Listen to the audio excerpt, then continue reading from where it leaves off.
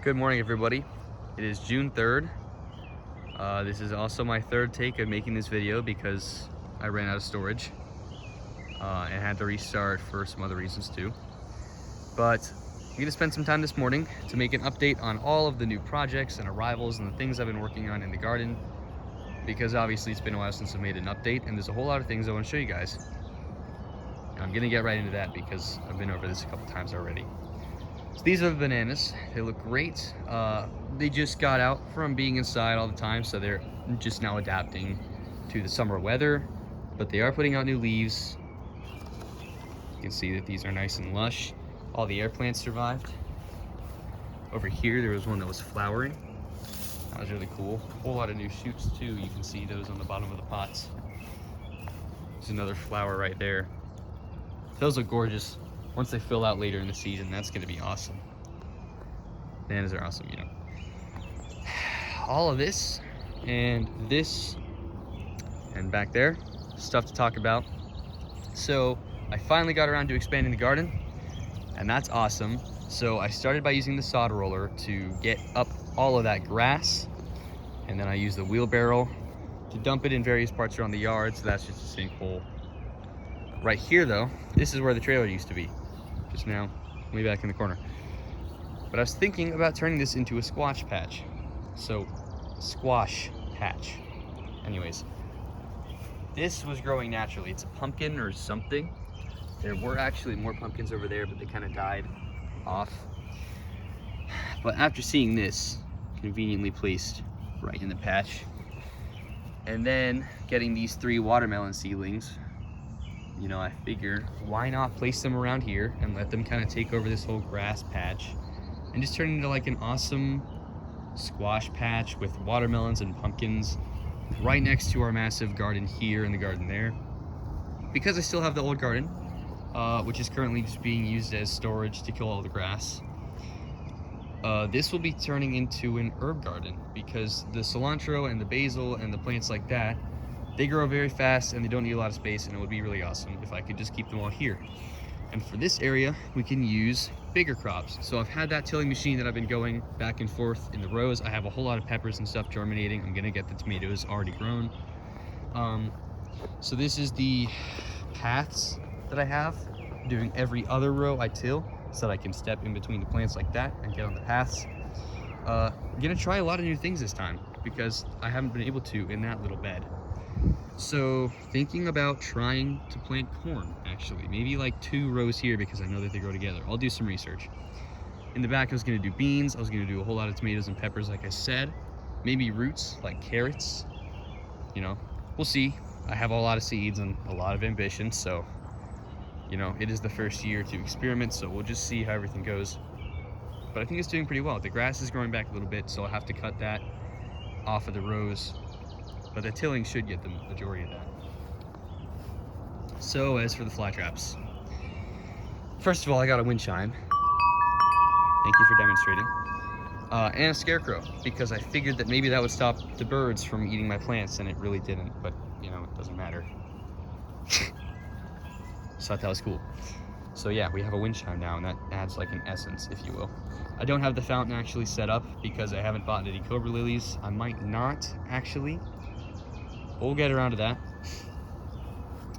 I have thought about redoing the setup actually. As much as I love all these little stands and the tires and the wood and stuff, it's like, it looks nice, but then again, it's like, it could be so much better. So I was thinking about just getting this wooden table and moving this up here and just having them all on the table, because maybe that would just be a lot easier, and it would also mean I could get a lot more plants because I have all the space. I got all these trays from a yard sale, and that's really awesome for like $5. So I could just have these all set out and I could grow all my plants in there. That would be pretty rad. Anyways, I'm just gonna get right into it, actually. So starting with the fly traps, they're all gorgeous, but once I took them outside from my bedroom, they all died back because it got very, very cold and they had to come up and send more flowers. So you can see back there, you know, still shooting up flowers, although I've cut the majority of them off. So the dentates got hit the hardest, which sucks because they are the slowest growing. But even then, they are starting to make some more upright traps and get back into the groove. I hope they come back before the end of the year, but it's only June. I don't expect anything from these plants in June. So they're already doing pretty well. So nice growing there. The red dragons are doing pretty well actually. They also died back.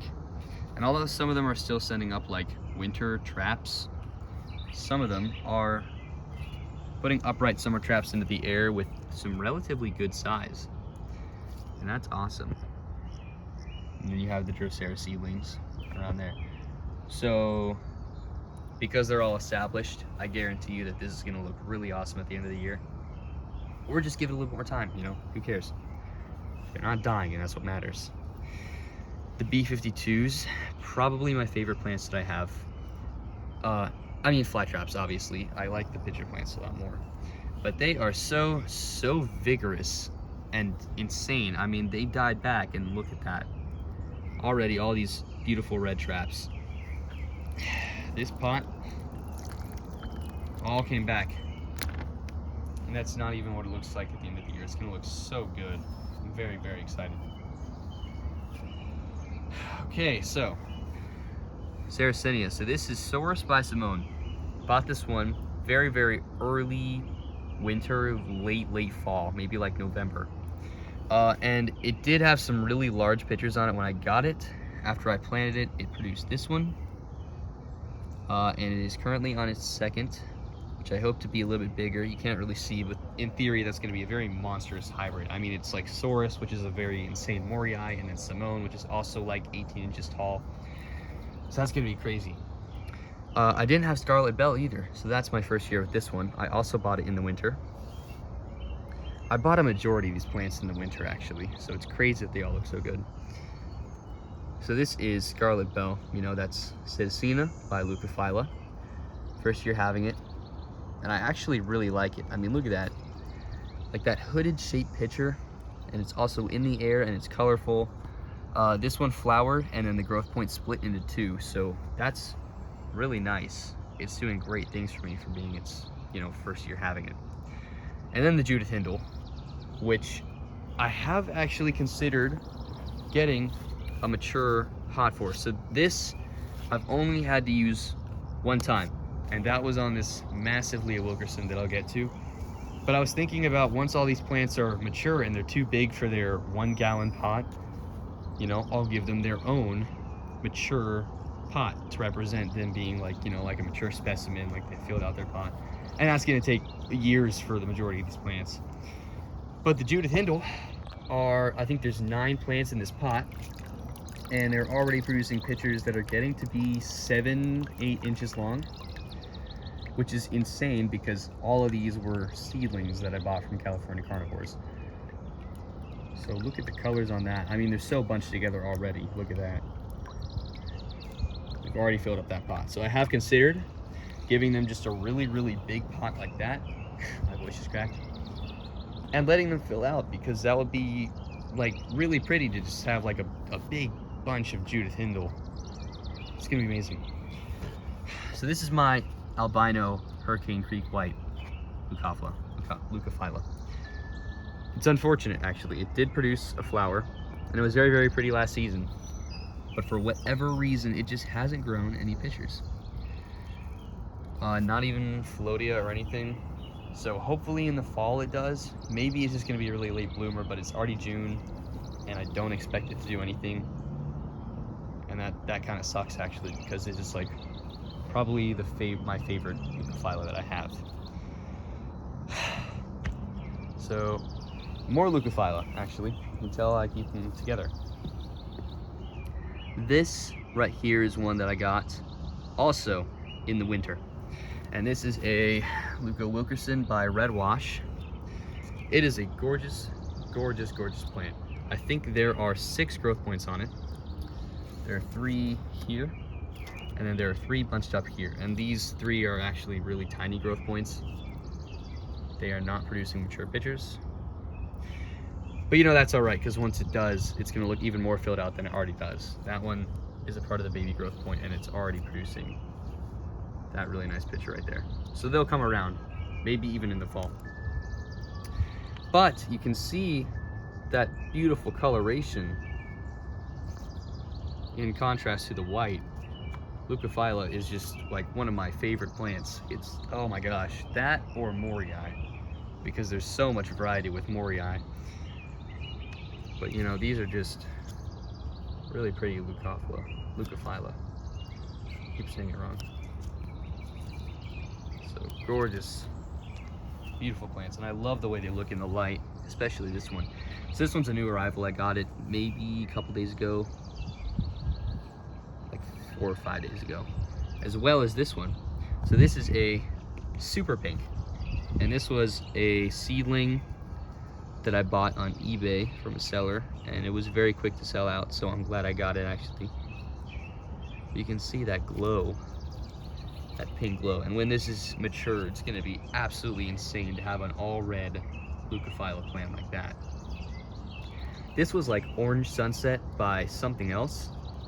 I haven't heard of it before actually. I bought it on an auction, and I was surprised because this is a 3 growth point plant. So, oh my, I mean, it came with only 4 pictures, but that's still 4 pictures for 3 growth points. That's gorgeous, especially look at the size of them. I cannot wait for the fall. Such pretty plants. So this whole table of plants is new, and so is this one, except for this plant. And that's the only one that came from last year. To give you a reference of my Sarracenia collecting, it's like exponential. So here's a, we're gonna move on to the flavas, actually. Look at all those plants.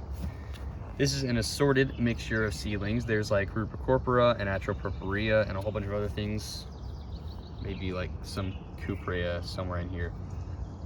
But they look very, very, very nice for such tiny plants. And then there's this one. Looking at the shadow in that picture, this is clearly an efficient killer, and I guess I can't get the camera inside. It is producing its 2nd picture right now. And when this one darkens, actually, the lid is insane. So all these plants are still yet to get some of their color. But that is, sorry, just one more look at those gorgeous leucophylla. Wow. Anyways, the flava.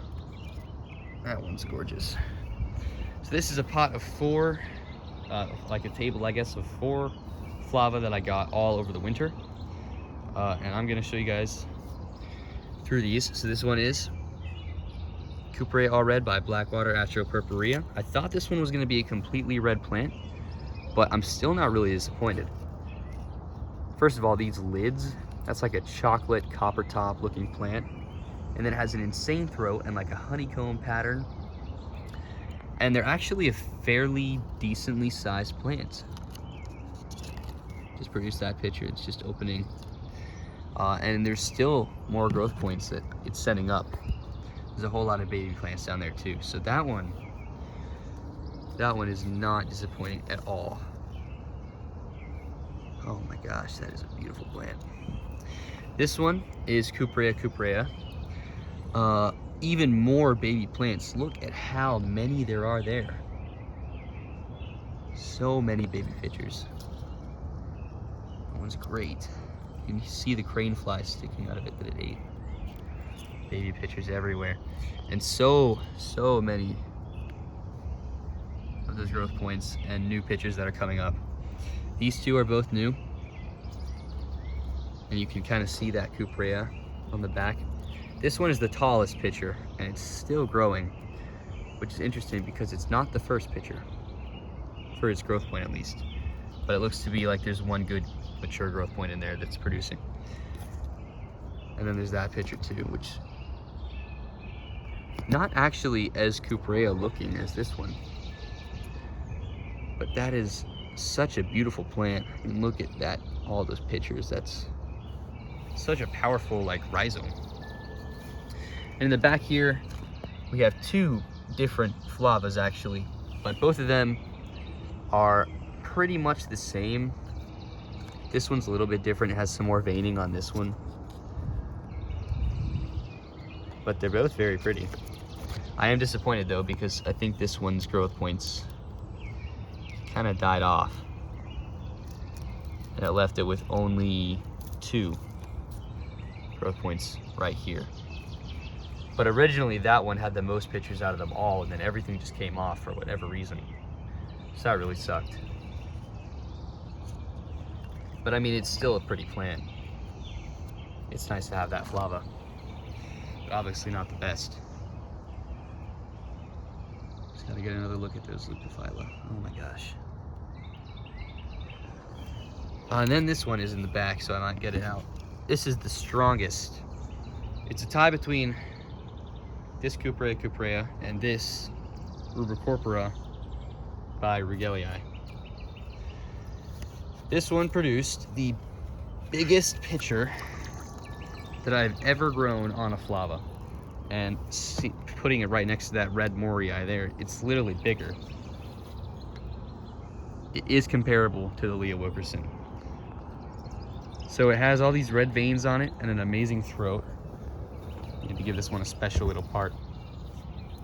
It only has 4 growth points, which is actually still really crazy.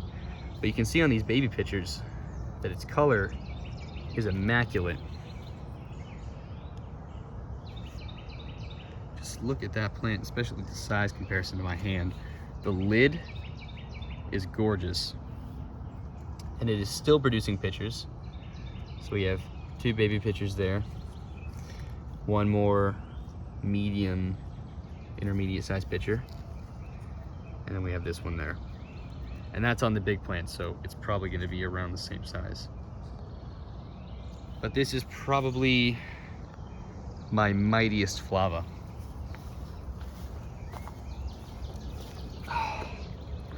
Put that right back in there. So that's it for those flavas. But that is probably the best flava haul that I've ever had. Never really been big on flava. But I mean, obviously now things are different. And these are just gorgeous plants. Actually, this really tall Cuprea pitcher is almost as tall as that one. So we'll have to see. And then I have 4 Mori. So it's kind of a pattern, you know. 4 leucos, 4 flava. No, it's 5. Anyways, my point is, now we have 4 Mori. So this one I mentioned earlier, I think. And this is a massive Leo Wilkerson plant. Oh, and I guess it's producing another round of pitchers, which I didn't even think it was capable of doing. So originally there were going to be 10 pitchers on this plant, and 4 of them mysteriously died while growing. So this one doesn't have any on them. So that one is on its 2nd pitcher. This was the first pitcher that came up. It's enormous, very, very sturdy. Look at that lid. And it has been absolutely decimating wasp after wasp. It is the tallest and mightiest plant that I have. The lip on that is insane. It's such a waxy feeling. This is the 2nd pitcher. Not as tall, but it is still, that slightly smaller pitcher is still bigger than my best flava. So, such a sturdy, gorgeous plant. This one just opened last night, actually. So that's another pitcher. There's another one here. Obviously, there's 2 more, so that'll be 6 good pitchers for just the spring round. There are 5 growth points on that plant, by the way. And that is probably, again, one of the most mighty plants that I have. Down here we have a Sarracenia minor. This is the only one that I have. Okefenokee giant, and it is a seedling. So it's very tiny, but even then, I mean, look at those baby pictures. Those are just beautiful. It's setting up its 2nd one right now. And then it's also paired with 2 Cape Sundews and a Drosera banata back there. Just one more look at these other pitcher plants. Oh my gosh, they're so gorgeous. So this is a Mori red, and it's still darkening all the way. But just take a look at those colors. Take a look at that lid, especially on the back. It's like wavy and absolutely gorgeous. Peristome is all red. And it's a mighty tall plant, actually. It's about as tall as this one, but this one is still taller. This is on its third picture, actually, because the first one died in that cold front that I was telling you guys about. But sending that one up. And then there's also this baby plant next to it that's also a red Mori. So I hope that the baby plant produces a nice size picture too. That's very nice. This is another new arrival. This is Lunchbox. That's a famous one. That's a great name. And it didn't come with any pictures. It came with 2 developing pictures that got messed up in the mail, actually. So the 2 down here died. And these came really wavy, as you can see. So this one is probably gonna look deformed. And that's nothing I can do about it, but maybe in the fall round, it'll send up some nice pictures. This one I do have high hopes for, because this was practically preserved perfectly in the mail. And I hope that that will still produce like a nice lunchbox picture at least. And then this is my first Mori Extreme Red Throat. It did produce 2 flowers, but I think it exhausted itself. So that's the second picture on that growth point.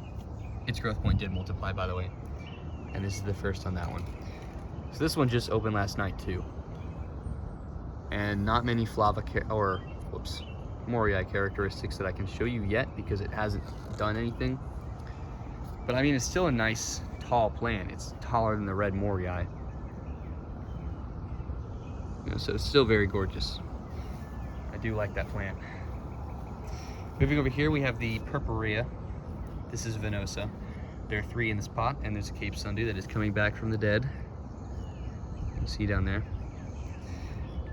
Nice pictures. This one was also hit hard by the cold front. And then we have 3 B52 divisions from a separate, or from, they're just divisions from that mother colony.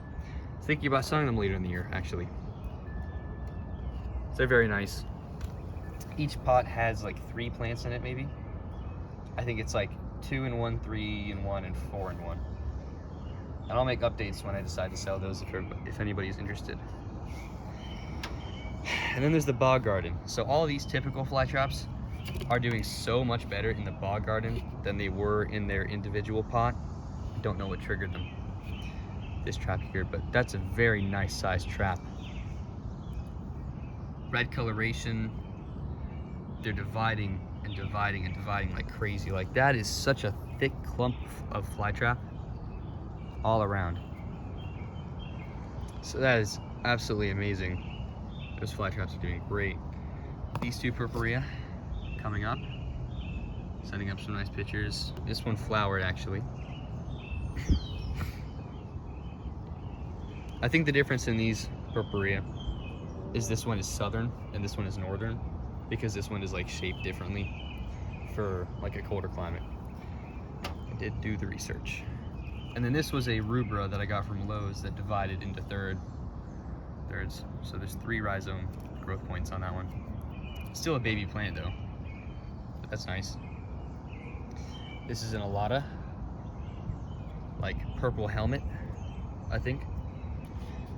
And there's like a banana down there too. Right here is still a mystery. Don't know what this one is, but it was a random arrival that came with one of the plants last year. This is rubra, some sort of rubra. Very, very nice. You can look at that throat. And this is where I decided to put our Sarracenia flava Extreme Red Throat. And there is a temptation to take it out and put it in its own separate pot and maybe put like those green ones in the back in the bog instead, because this one is my first flava. I've had it for 3 years now. No, my first flava in a while, I guess. It's complicated, but this is the first one that I got after a while. And it is beautiful. It is clearly loving the bog and it's doing so much better than it was last year. All 3 growth points produced a picture. So I am tempted to give that its own pot so that it can shine with the other majestic flava down there. I'm gonna come around here. And then this is that really awesome leucophylla that we got last year. And all the pictures are really thin in the spring on this one, but it is still producing a whole bunch. That's probably the most growth points that I've had on any plant. And in the fall last year, it was unbelievable. It did flower. So that's how the bog garden is. And then right here are two new arrivals. So this is Diania Big Vigorous and Towering Giant. And I'm yet to give them their own pot. I will eventually. I'm just keeping these in here for now until the next time I go to Lowe's.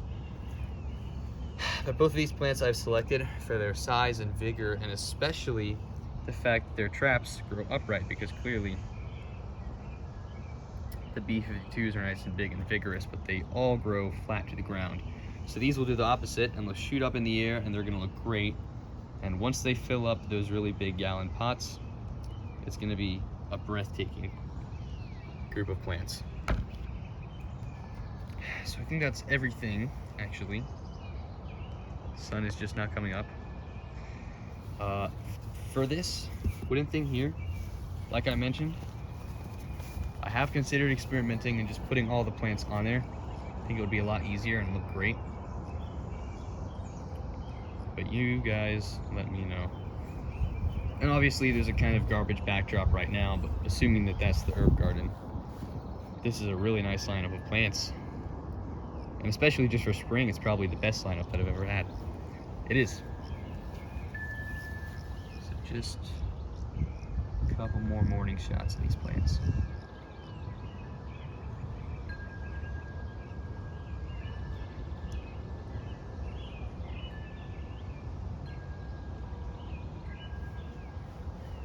They're just so gorgeous.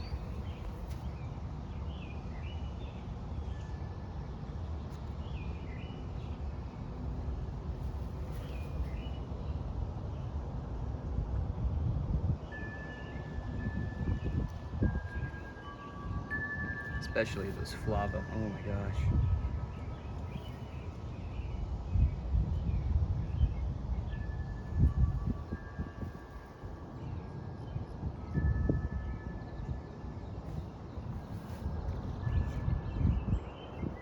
Beautiful red Mori. Lunchbox pictures coming up. Gargantuan Leah Wilkerson plant there.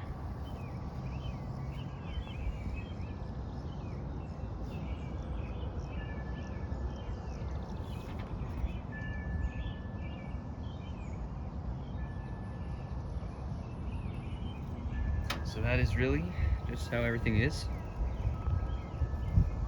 Absolutely stunning. And I will make periodic updates on YouTube Shorts and whatnot. I'll show you guys what it looks like if I decide to put them all on that wooden thing. And yeah, that's what we have. So thanks for sticking around. It was actually a very, very long video, but you know, honestly, it's not really for you. It's for me, so I can look back on it. But thanks for watching if you did.